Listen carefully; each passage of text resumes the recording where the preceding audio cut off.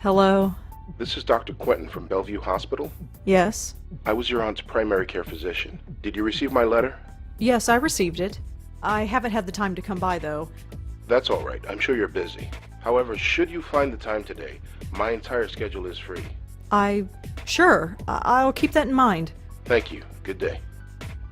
If I don't visit him, he's just going to keep bothering me. I suppose I should just get it over with. Griff is fine where he is. That's Griff, the PI bear. I've had him as long as I can remember. He's in horrible shape, but I don't have the heart to throw him away. It's fake, but kinda pretty. I don't need to bother. I don't get reception anyway.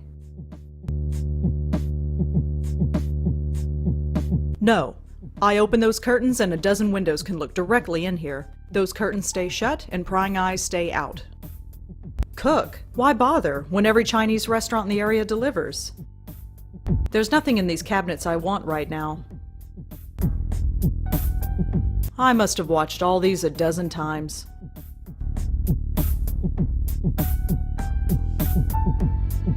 It's a photograph of Auntie Lauren and me. It's me. I look scared out of my mind. I don't remember when this picture was taken, but I look about 4 or 5 years old. Auntie Lauren. She took care of me after my parents died. For most of my life, Auntie Lauren was a vegetable, slowly rotting away in a hospital bed. I don't remember what she was like before that. This picture is all I have to go by. No. I used to talk to this picture when I was a little girl, but not anymore.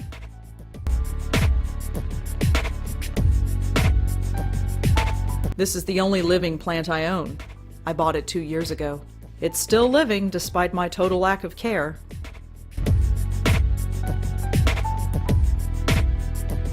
Just a trash can filled with crumpled up novel ideas.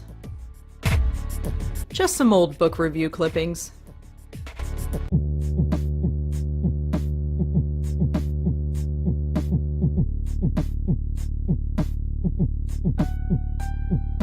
My computer. It's a bit old, but it lets me access the internet and do my writing.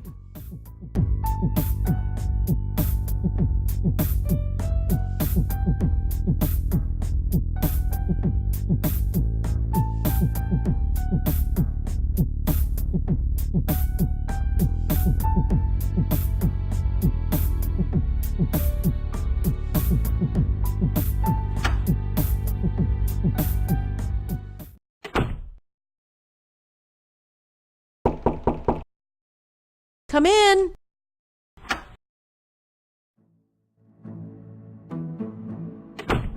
Hello, Rosa. Come in, come in. Don't mind the pooch, he's harmless.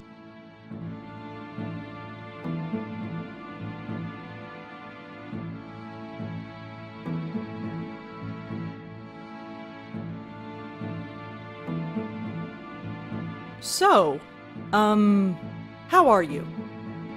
Oh, I'm just fine. Right, Moti? Aren't we just fine? Thanks again for helping me out earlier. I'd probably be sleeping in a hotel tonight if it weren't for you. Oh, didn't you hear? The strike's over. Really? It only lasted a few hours according to the report on the radio. I suppose that's irony. I suppose so.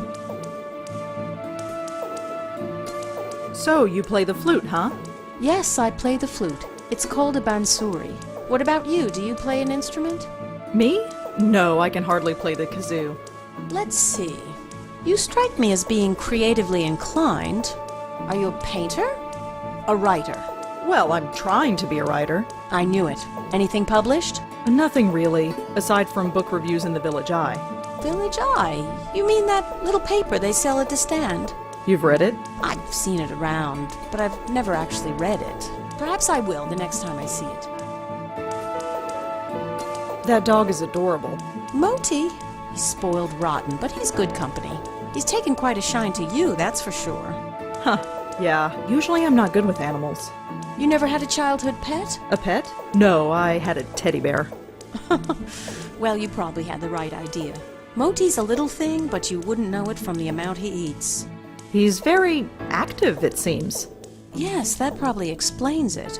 See that box of biscuits? I buy a new one every 2 days. Moti doesn't have a stomach. He has a black hole that sucks in food. Feel free to give him one if you like.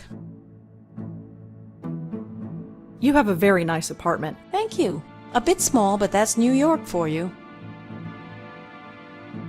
You seem very friendly with the people in this building.